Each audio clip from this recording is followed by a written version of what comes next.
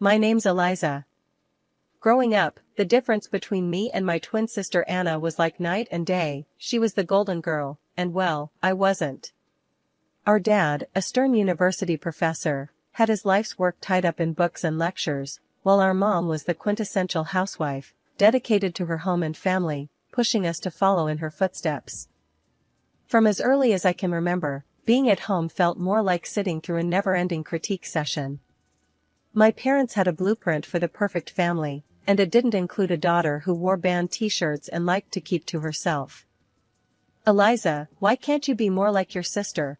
was my mom's favorite line, usually tossed my way when I showed up at breakfast with my headphones in, trying to block out the world. Anna, on the other hand, basked in the glow of approval. "I just don't get why it's so hard for you to put on a nice dress and smile more," she'd say, flipping her perfect hair over her shoulder. It was like she was from a different planet. One particularly grueling Saturday, as our family prepared for one of Dad's faculty parties, a total snooze fest but mandatory appearance for us, I decided to rebel in the smallest way I knew how. I put on my darkest eyeliner and a pair of boots that definitely did not meet the appropriate standard. "You're not going out like that, are you?" Mom caught me on the stairs, her eyes darting down to my boots as if they were covered in mud. I shrugged, my standard defense. "Don't see why not." She sighed, that long, drawn-out kind that said I was the biggest disappointment in her perfectly ordered world. "Please, Eliza, just this once, can't you try to fit in?" "What for? So you can pretend we're the perfect family?" I shot back, tired of the same old song and dance. "It's not about pretending. It's about showing respect for your father," she argued, her voice taking on that sharp tone that meant business. Anna, overhearing the exchange, came trotting down the hallway, her heels clicking on the hardwood like a judge approaching the bench. "Mom's right, Liz. It's not that hard to look decent. Why do you always have to make things difficult?" "Maybe I don't want to be a clone of you, Anna," I snapped, feeling my face get hot. I hated these arguments, hated being compared. But more than anything, I hated feeling like the odd one out in my own home. Dad appeared at the bottom of the stairs, his brow furrowed. "Enough," he commanded, his voice firm. "Eliza, go change. Now. We're leaving in 10 minutes. His tone left no room for argument. He didn't yell, he didn't need to. The disappointment in his eyes was enough to send me marching back to my room, to swap my boots for bland flats, and wipe away half my eyeliner. As we drove to the party, the car was silent except for the classical music Dad insisted on playing because it was calming. I stared out the window, the trees blurring past. In that moment, I promised myself, someday I'd live a life where no one could tell me what to wear, how to act, or who to be. Someday, I'd be free from the echo of these expectations. My room was the only corner of the house where I could pretend I was somewhere else, anywhere else. Unlike the rest of the house, which was filled with my parents' choices, my room was mine. It wasn't much, just 4 walls covered in sketches and music posters, but it was my escape from the reality of my family's expectations. One evening, as I was trying to lose myself in a playlist of my favorite bands, Dad knocked and marched into my room, his face set in a familiar frown. "Eliza, turn that noise down. And why haven't you studied with Anna today? You know you both have exams coming up," he said, his voice stern. I pulled out one earbud and looked up at him, trying to keep my voice even. "I've been studying, just not with Anna. I learn better on my own." Dad shook his head, clearly not buying it. "You know the rules. Your sister gets good grades, and you should be doing the same. I don't see why you always have to make things difficult." "It's not about making things difficult," I said, my frustration growing. "I just don't see why I have to follow Anna's way of doing everything. Can't I have my own way of studying?" He didn't respond to that, just switched his complaint. "And those friends of yours, I saw you with them at the cafe yesterday. I don't think they're a good influence. You should be spending time with the daughters of my colleagues. They're more suitable." I felt my temper rise. "Suitable for what? For you?" Because they talk about economics and pretend to enjoy those boring university gatherings? Before he could answer, Mom appeared at the doorway, her voice sharp as she joined in. Eliza, your father is right. Those girls are from good families. They know how to behave. They're the kind of friends you should want. I stood up, facing both of them. What if I don't want friends who are picked for me? What if I want to choose my own friends, choose what I study, or even what I want to be?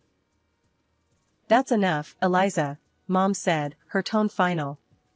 You know your future is with the university. Your father has made sure of that. And after you graduate, you'll need to start thinking about settling down. We've already discussed this. Settling down. The words hung in the air, like a life sentence. You mean, start thinking about being someone's wife? Like Anna? Is that all you think I'm meant for? Mom's face softened slightly, but her voice remained firm. We want what's best for you. Following the path we've set out will give you a good life. A good life, I repeated, the irony bitter in my mouth. Is it a good life if it's someone else's idea of good? No one answered that. They didn't need to. We all knew there was no point in arguing. They had their plans, and they expected me to fall in line, just like Anna. Anna and I were like two sides of the same coin, always together, but never on the same page. At university, where Dad taught, the differences between us grew even more obvious. She was into business management, the golden child, always nodding along in lectures, asking smart questions that made professors nod appreciatively. Me? I was stuck in the same program, but it felt like wearing a shoe on the wrong foot, awkward, uncomfortable, and just plain wrong. One afternoon, as I trudged through a mountain of textbooks in the library, Anna breezed in, her notes organized, her smile ready. Hey, Liz, you coming to the study group tonight? Professor Hall mentioned he's dropping by, could be good for us to show face, she said, her tone light but insistent. I glanced up, feeling the weight of her expectations.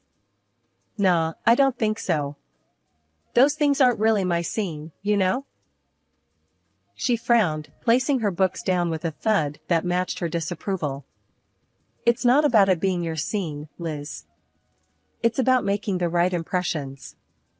You need to start taking this seriously. We're graduating soon. I shrugged, turning back to my notes. I am taking it seriously, just not in a way that makes me miserable. Why bother pretending? Because, Liz, sometimes you have to play the game to get ahead. You think I like all of this? She gestured around at her perfectly tabbed textbooks and color-coded notes. It's not about liking, it's about doing what's necessary. I shook my head, pushing back my chair with a scrape. Well, maybe I'm tired of doing what's necessary according to everyone else. Did you ever think of that? Her voice softened, but her eyes were steel. Liz, I'm just trying to look out for you. Dad's not going to be around to sort things out forever. What are you going to do if you keep alienating everyone? Maybe I'll figure it out on my own. Maybe I don't need to follow Dad's roadmap or yours. I shot back, feeling a surge of defiance. Anna sighed, her frustration clear. You're so stubborn. Just try, okay? For me, if not for yourself. Show up tonight, talk to Professor Hall. It won't kill you. I looked at her, really looked at her, and saw not just my annoyingly perfect sister, but someone who actually cared, in her own way. Fine, I'll think about it, I conceded, not ready to promise more. Thank you, she said, her smile returning. It's not that bad, you know. You might even like it if you gave it a chance. Doubt it, I muttered, but I knew I'd lost this round. For Anna, I'd show up, sit through another boring discussion, and nod at the right times. It was just a few hours, I told myself. How bad could it be? As it turned out, not as bad as I thought. Professor Hall was surprisingly interesting when he wasn't lecturing from a podium. I even asked a question, which earned a shocked but pleased look from Anna. Later, as we walked back to our dorm, Anna nudged me. See, not so terrible, right? That fragile piece didn't last long, however. In our last year, Anna introduced us to her fiancé, a lawyer 10 years her senior, already well established and exactly what our parents dreamed of. Mom and Dad were over the moon, praising Anna for making such a smart match, and immediately turned their expectant eyes on me.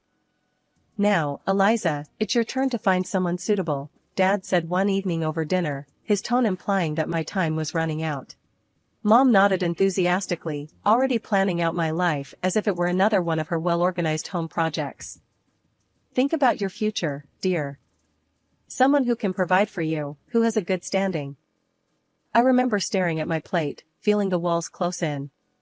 Anna's wedding was meticulously planned down to the last detail by Mom, from the bridesmaids' dresses to the floral arrangements, showcasing her perfect vision of family prestige. After the wedding, Mom often visited Anna, doling out advice and ensuring her life played out just as she had orchestrated. Witnessing this, I knew one thing for certain: I didn't want my life tailored by someone else's hands. One day, I was walking down the street, lost in thoughts of how to escape the life my parents envisioned for me, when I heard the deep rumble of a motorcycle approaching. Curiosity pulled me toward the sound. That's when I saw him, Jake, with his leather jacket and carefree smile, pulling up beside me. "You look like you need a ride," he called over the roar of the engine, a playful twinkle in his eyes. I hesitated, glancing back towards the path home, then at his outstretched hand. What did I have to lose? "Sure, why not?" I replied, my voice a mix of nerves and excitement.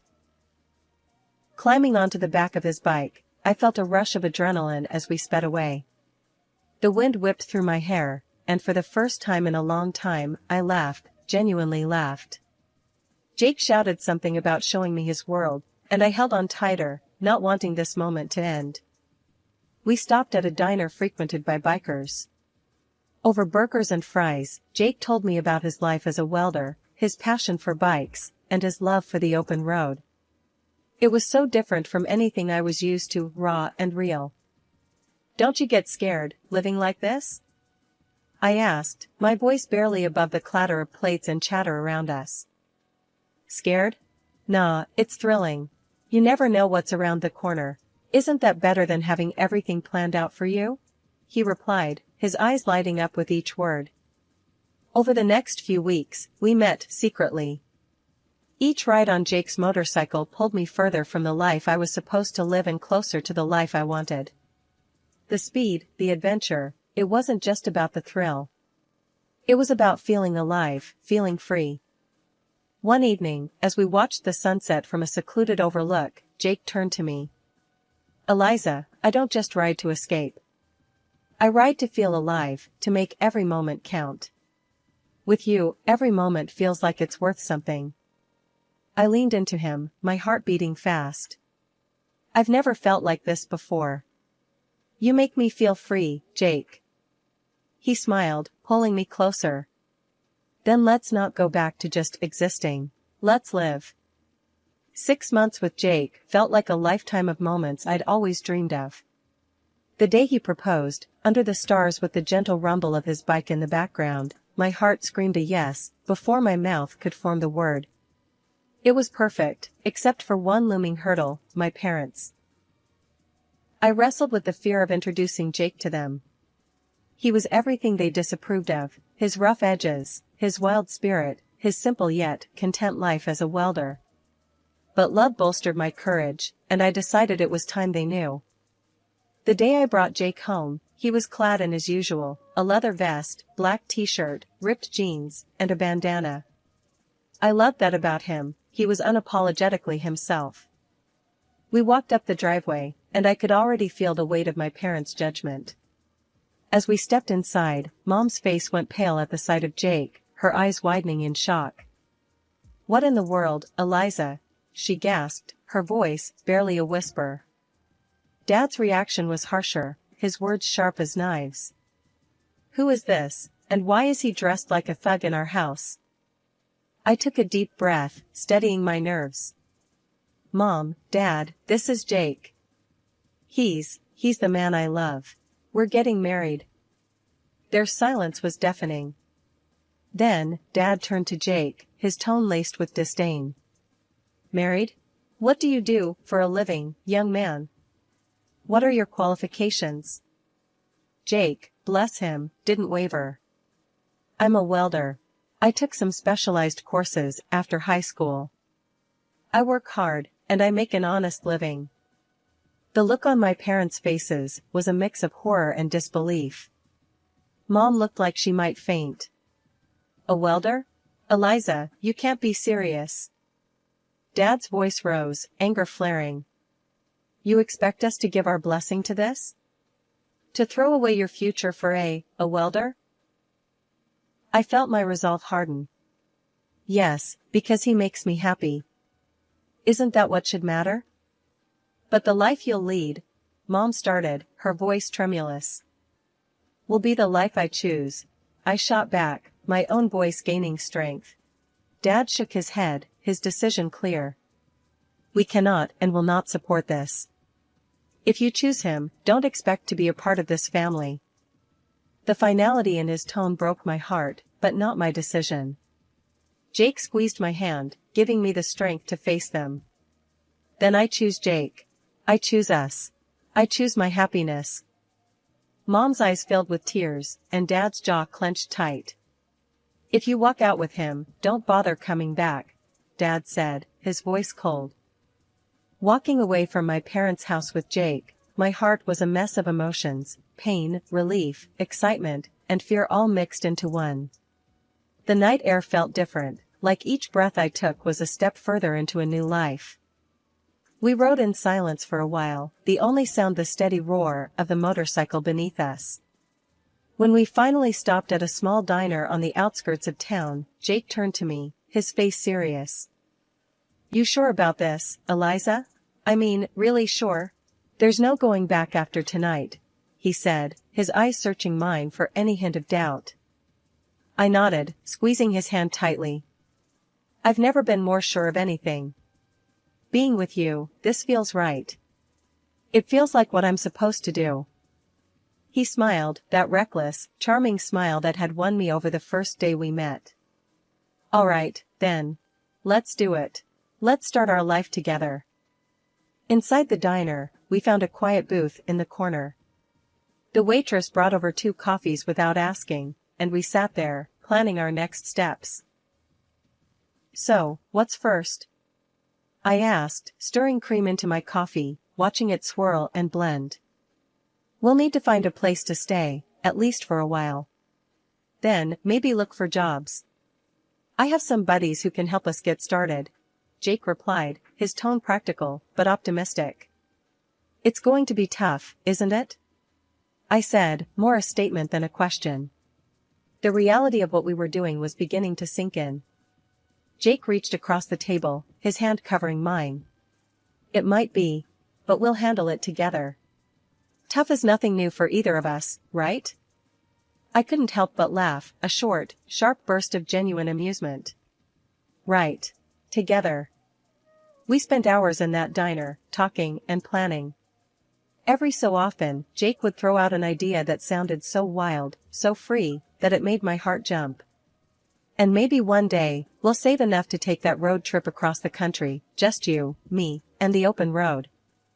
"I'd like that," I said, allowing myself to dream bigger than I had ever dared. Riding back into the city, we began our search. The next weeks were a blur of activity. We found a small apartment on the edge of town, nothing fancy, but it was ours. Jake found work at a local garage, and I picked up shifts at a nearby diner. Life was hard, but it was ours. We made do with what we had, and every night when we came home to each other, it felt like we had everything. Months later, we decided it was time to make it official and got married in a small, intimate ceremony. I held on to a sliver of hope that my family would show up, that they would see how happy I was and let go of their prejudices. But the chairs reserved for them remained empty, and no congratulatory messages came. Despite the sting of their absence, the day was perfect because it was ours. Over time, I grew incredibly close to Jake's mom. She welcomed me with open arms, calling me her daughter, filling in the gaps left by my own family. Her warmth and acceptance healed some of the wounds left by my parents' rejection. Things were finally looking up for Jake and me. After he completed additional diving training and became a certified underwater welder, his income shot up to $150,000 a year. That change made a world of difference. We managed to buy a townhouse in a nice area, the kind of place I'd always daydreamed about but never thought I'd actually live in. I started working as a dispatcher in Jake's company. It wasn't just a job, it felt like I was part of something important, supporting the man I loved and building our future together. On weekends, we'd escape the city on his bike, roaring through winding roads and taking in breathtaking views of nature. Those moments, with the wind in my hair and his warmth against my back, were pure bliss. Living nearby, my mother-in-law became a frequent visitor. One such afternoon, while Jake was tinkering in the garage and I was fixing us some coffee, she arrived looking a bit troubled. "There's been some ugly news," she said as she settled down at the kitchen table. "Something about a professor at the university involved in a harassment scandal." My heart skipped a beat. "Oh? Did they say who it was?" I tried to keep my voice steady, dreading the answer. She shook her head. "No, they didn't mention a name on the radio, but you know how these things go. It's probably all over the TV by now." Nodding, I flicked on the television, tuning into the news. Sure enough, there was a report on the scandal, and as I had feared, my father's face appeared on the screen. The anchor detailed accusations against him, and I felt a cold wave of disbelief wash over me. Turning off the TV, I sat down heavily, trying to process the news. Jake came in, wiping his hands on a rag, and saw my face. "What's wrong, babe?" he asked, his brow furrowed in concern. I swallowed hard, my voice barely a whisper. "It's my dad. He's been accused of harassing a student." Jake's expression hardened for a moment before he came over and took my hand. "I'm sorry, Eliza. That's tough news. How do you want to handle this?" I shook my head, not really sure of anything at the moment. "I don't know. I mean, what can I even do? It's not like we're close anymore." He squeezed my hand, understanding. "Whatever you need, I'm here for you. We don't have to figure it all out right now." I decided to wait and see how things unfolded before making any moves. Whatever decision I made, I knew I'd have Jake by my side, and that was the reassurance I needed to face whatever came next.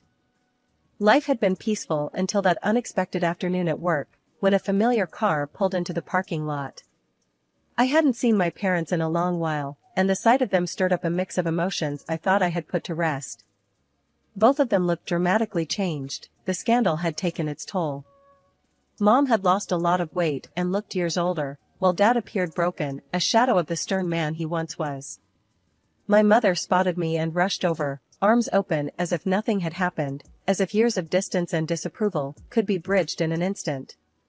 But I couldn't embrace her, not now. Instead, I stepped back and took Jake's hand, looking for strength in his presence. "Eliza, it was so hard to find you," Mom said, her voice cracking with emotion. Dad, ever the gruff one, cut to the chase, his voice harsh and bitter.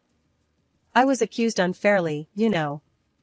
I went to your sister's husband for help, but that bloodsucker wanted a fortune. Your sister sided with him, and now they've kicked us out. We need your help." I stared at them, disbelief and anger swirling inside me. "Help? After all these years, you show up and demand help? We have nowhere else to go." Mom's voice was desperate. "They've disowned us too. We thought, maybe we could stay with you." I almost laughed at the absurdity. "Stay with me? After you disowned me? You made it clear I wasn't your daughter anymore." Dad's face turned red, his old temper flaring up.